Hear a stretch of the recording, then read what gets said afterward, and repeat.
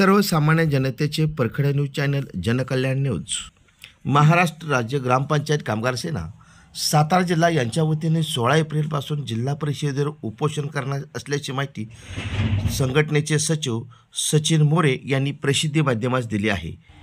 कामगार सेनेचे राज्याध्यक्ष विलासभाऊ कुमरवार तसेच उपाध्यक्ष राजन लिगाडे यांच्या मार्गदर्शनाखाली या कार्यक्रमाचे आयोजन केले आहे।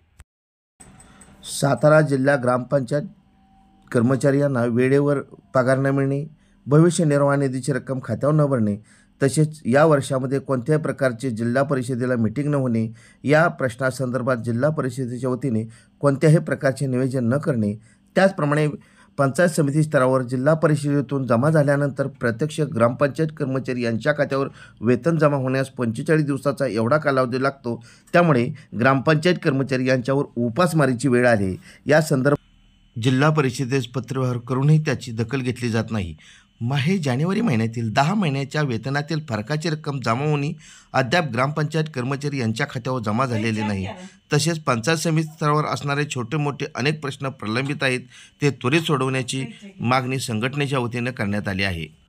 प्रत्येक ग्रामपंचायत कर्मचारी खात्यावर 5 तारखेपर्यंत वेळेत पगार नियमित करणे, राहणीमान भत्ता देणे तसेच 10 महिने वेतनातील फरकाची रक्कम सेवा पुस्तकात देवत करणे, वरील सर्व मागण्याची पूर्तता 15 एप्रिलपर्यंत न केल्यास 16 एप्रिलपासून जिल्हा परिषदेवर बेमुदत उपोषण करण्याचा इशारा सचिन मोरे सचिव यांनी दिला आहे। या निवेदनावर सचिन मोरे, अमोल काळोखे, संजय कदम, प्रशांत चव्हाण, दीपक डोंबाळे, रामदास वाघचौरे, संजय मामुलकर, गणेश मदने, भीमाशंकर कोळी, धनाजी चव्हाण, तुषार पवार आदींच्या सह्या आहेत।